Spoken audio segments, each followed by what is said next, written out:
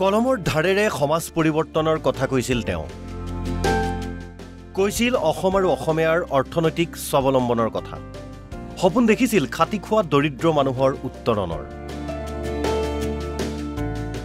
মানুহজন আছিল পৰাগ কুমাৰ দাস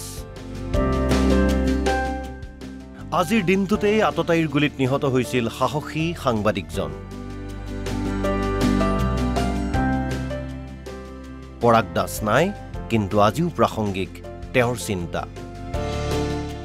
অসমৰ সংবাদ জগতলৈ এক প্ৰকাৰ বিপ্লৱ কঢ়িয়াই অনা পৰাগ দাসক আপুনি মনত ৰাখিছেনে 1996 চনৰ আজিৰ দিনটোতেই গুলিয়াই হত্যা কৰা হৈছিল পৰাগ দাসক অসমৰ প্ৰতি থকা অপৰিসীম স্নেহৰ বাবেই তেওঁৰ কণ্ঠ আছিল অসমৰ প্ৰতি সমৰ্পিত তেওঁৰ তীক্ষ্ণ কণ্ঠই সংগীত কৰিছিল সুবিধাবাদী স্বাৰ্থপৰ শাসকক মুক্তিৰ পোহৰ দেখুৱাইছিল সাধাৰণ জনতাক আজিৰ দিনটোতে বন্দুকৰ গুলিৰে হত্যা কৰা হৈছিল নিৰ্ভীক সাংবাদিক পৰাগ দাসক কিন্তু আজি 28টা বছৰৰ অন্ততো ন্যায় নাপালে পৰাগ দাসৰ পৰিয়ালে অথবা শাস্তি নাপালে পৰাগ দাসৰ হত্যাকাৰীয়ে কিন্তু পৰাগ দাসক হত্যা কৰিও হত্যাকাৰীৰ উদ্দেশ্য সফল হোৱা নাছিল কাৰণ পৰাগ দাসক হত্যা কৰিলেও তেওঁৰ আদৰ্শক হত্যা কৰিব পৰা নাছিল হত্যাকাৰীয়ে আজিও ন্যায়ৰ অপেক্ষাত বন্দী পৰাগ কুমাৰ দাসৰ পৰিয়াল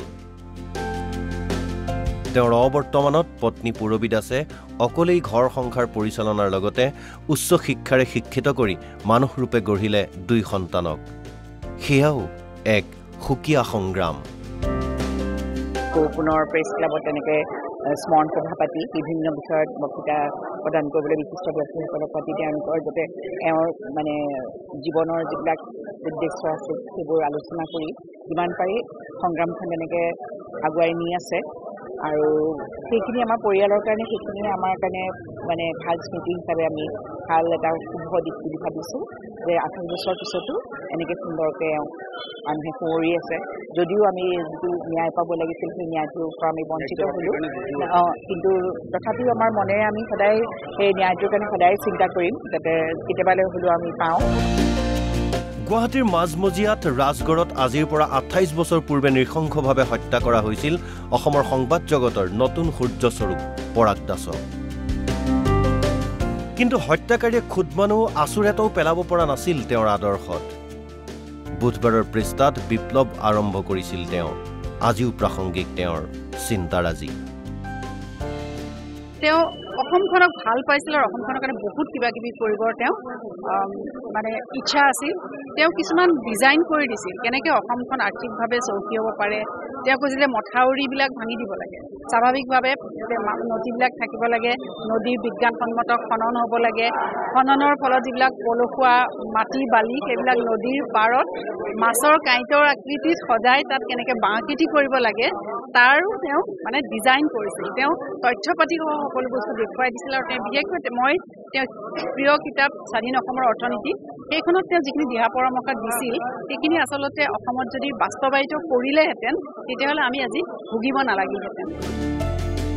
জাতিৰ বাবে ত্যাগ কৰিব পৰাকৈ শক্তিশালী আছিল পৰাগ দাস স্বদেশ আৰু স্বজাতিৰ বাবে পাঞ্জাৱ নেশ্যনেল বেংক আৰু গুৱাহাটী ষ্টক এক্সচেঞ্জৰ লোভনীয় চাকৰি পৰিত্যাগ কৰিছিল তেওঁ সেইগৰাকী পৰাগ দাসকেই 1996 চনৰ 17 মে'ত গুৱাহাটীৰ মাজমজিয়াত হত্যা কৰা হ'ল জাতিক ভাল পোৱা প্ৰতিজন ব্যক্তি গৰজি উঠিল কিন্তু আজি পৰ্যন্ত উচিত শাস্তি নাপালে পৰাগ কুমাৰ দাসৰ হত্যাকাৰীয়ে কোনো এখন চৰকাৰী দোষীক শাস্তি দিব নোৱাৰিলেও অসমৰ জনতাই তেওঁক পাহৰা নাই আজিও সাহসী সাংবাদিক বুলিলেই প্ৰথমেই মনলৈ আহে তেওঁৰ নাম ভিডিঅ' জাৰ্নেলিষ্ট প্ৰদীপ দাসৰ সহযোগত গুৱাহাটীৰ পৰা লিজা বৰাৰ ৰিপৰ্ট NB নিউজ